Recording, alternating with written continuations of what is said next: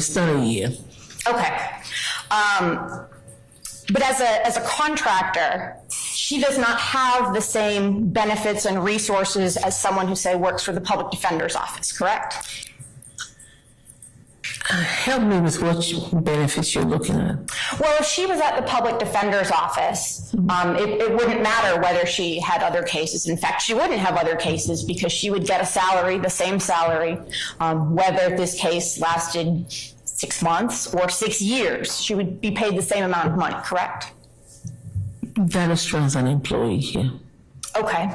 And if she were with the public defender's office, she would have benefits, correct?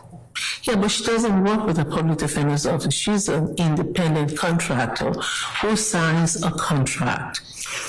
And the first contract she signed, she came back and said it was not enough. We modified it and increased it tremendously to the tune of $55,000 a year. So, I'm sorry, you think that $55,000 a year is enough for her to support herself, her family? Objection, relevance. I'm an overruled objection.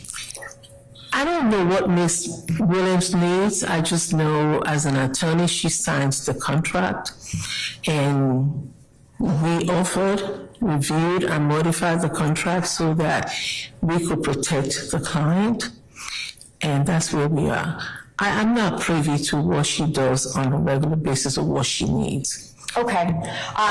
Is $55,000 a year a proportionate amount of money for an attorney who is trying a high-profile case? I wouldn't know.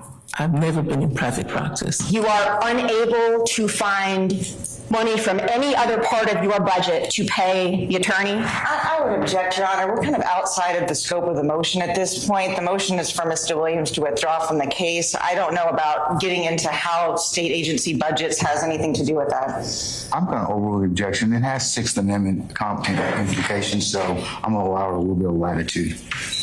That's the most we're going to pay for this contract, Mr. Bassett. Okay, so it's not that you can't, it's that you won't. We have to abide by budget. We have to pay, put into consideration all the other costs and all the other issues that we have. The only important thing here is providing effective assistance of counsel to Mr. Ryan. I agree. And the question is, if we have to pay Ms. Williams what she's demanding at that time, I think was $200 a year, this agency will not be able to do that. Well, right now she's demanding to have a discussion, right? That's what she's asked for. We're not going to entertain that discussion anymore. We had one 6 months ago when she indicated that she really did not want to withdraw. She asked her co-counsel to lie for her. We don't know who we're dealing with. And so if at that point she didn't want to withdraw, now she wants to withdraw, and she sent a text and said, please don't help the judge make me withdraw. I just want to get more money. What are we dealing with here? So in a case that has been clunky at best, this is another kind of derailing in the Young Thug trial, because now we've got one of the defendants' attorneys saying, I want out. Catherine Lizardo is here. Brian Buckmeyer. Brian, you know I'm looking at you. This is a defense attorney who's paid by contract by the county, $55K. And how does that work? When you want to get out under these circumstances, what's the deal? I think you're muted. Sorry about that. No worries. So let me give you a little bit of context. I was a former public defender, so I was paid by an organization that receives funding from the state and the city to provide a Sixth Amendment right to people who are indigent and can't be represented or can't find counsel through their own finances. What the state, well, many states do, and what New York calls them as 18B attorneys, or what the federal government calls CJA attorneys, based on the name of the statute, is they will hire private attorneys to do pro bono work, especially with cases like this where there are multiple defendants, because one public defender's office can't represent all of the clients there. There might be a conflict of interest. So this is why you get private attorneys to represent indigent clients. Clearly, some of these defendants are indigent. But this is a problem within this country and many of these states of a poorly funded public defender's office, because when you don't have the proper funds to hire attorneys, these problems exist. Now, I understand a lot of people in this country are saying, hey, $55,000, I wish I could get that. But let's give context. I am a CJA attorney, and the federal government pays me $160 per hour to represent federal attorneys. The average private attorney in New York is making anywhere from $450 to $500 per hour. That's if they do per hour and not a flat rate. I won't tell you what my civil rights amount is because we don't need to know how much Brian Buckmeyer makes when he's not on Law and Crime.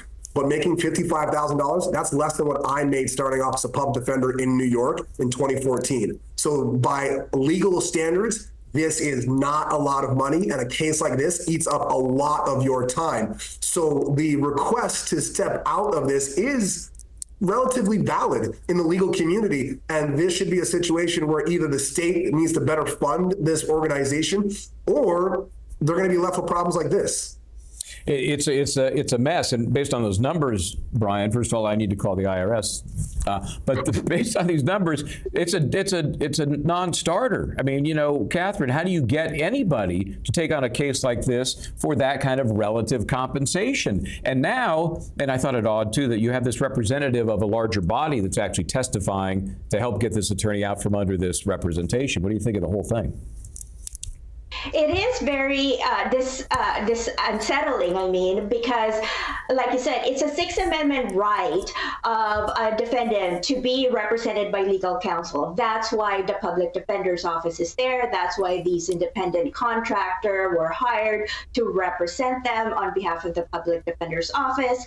But if you cannot live on the amount that they're trying to pay you to do that, how can you actually put yourself out there completely to help the defendant? Let's be realistic. We need money and our paycheck to live, to eat, to pay our rent, so that we can represent these defendants that need legal representation and could not afford it. But how can you do that effectively if at the back of your mind you're thinking, I need to pay rent, but how am I going to do that? I'm working so many hours a day, 12, 15 hours a day to represent a client. Plus, I don't have enough resources. So maybe the need for those resources are being eaten away from that paycheck as well. People need to live and be represented also by a very zealous attorney. But we have to fill our cup first before we can help others. And you cannot fill your cup if you don't have enough resources. And money, obviously, is a big resource for them. Yep, and questions here, too, about the client's ability to pay. Let's listen now to some more Q&A from this hearing. What about paying her a fair hourly rate for her representation? We had a contract. If she's no longer able to do the contract, we will respect the judge's decision. Okay. What's fair, not fair, what Ms. Williams needs to fund her lifestyle, what she needs to do later on with her lifestyle, I don't know. All I know is that we gave her a contract, we doubled it, we found more money. She asked us for what we, at that time, we thought was a little bit out of range. 200 and something thousand she demanded. That's a shakedown of taxpayers. We can't do that. But what's important is what's in the interest of Mr. Ryan and to make sure that he's not lost in the balance of this game. So what have you done to try, I think you mentioned you promised to search for funds and outside, I don't want to misquote you, something about you were going to look for other funds? So you doubled the amount and said that you would continue seeking? We will seek more funding sources to pay, and we did, and that's how we got up to $55,000. Okay, what were those funding sources? It's from our budget. Okay, so Brian, what happens if she's allowed to withdraw? I mean, is there somebody else that's going to raise their hand ready to do this, or they're going to point to somebody on the list of contract attorneys and say, you're up? So that lies the problem. And before I get there just a second, it's not uncommon for a high-profile case like this, like going back to what I said about the CJA panel, the federal court-appointed panel, where you get $160 an hour. If you're doing a high-profile case, you can request more money because of the amount of hours and time going into it. So that's not a bizarre request. But this is the difficulty, I think, the unspoken problem that everyone in that room knows. If this person is not going to take $55,000 a year to represent this case with all of the time and resources that are going into it, and we haven't even gotten to the point where the trial starts, who are you going to find? And you can't have this person being the defendant represented without counsel, because that would violate the Sixth Amendment right. And so, as I think the witness on the stand said, that defendant will fall through the cracks. And again, I point back to, if you want justice, whether you are pro-prosecution, pro-victim's right, pro-defense, pro-judge, pro-any individual inside of a courtroom, a well-funded public defender's office and a well-funded Sixth Amendment is tantamount to justice for anyone, because this is what happens when it's poorly funded. Yeah, it's a huge issue. And you know, Catherine, this trial has been moving along so smoothly up to this point. And so what do you think it does to the whole trial if this attorney is removed? With that many defendants in this case, it obviously has a ripple effect to all the other defendants and the entire trial in itself, because if there's a new counsel that's brought in, a new independent contractor or someone from the public defender's office, that person needs to be up to speed as to what has been happening in the trial, and also all the evidence and the facts. And this is a high profile trial. This is not just a simple trial. That takes a lot of time and resources. And like what Brian just said, who would do that at this point of the trial with that amount that they're trying to offer as pay? But yeah, it's this hearing puts a highlight on the big issue of how anyone could actually have effective Sixth Amendment rights if their lawyers cannot even really focus on representing them diligently because of the realities of life for that lawyer as well. Yeah, it's just a small example of a much bigger problem that this case is not going to resolve, but at least it's opening the eyes of the people that have to deal with this all the time. We'll see what happens. This is the Young Thug case. It's a RICO case. It happens in Georgia. Sounds like there's a common thread with some of the cases we've been following out of Georgia. Let's take a break. When we come back, we'll bring you up to speed on everything Georgia and a couple of other items. Here we are.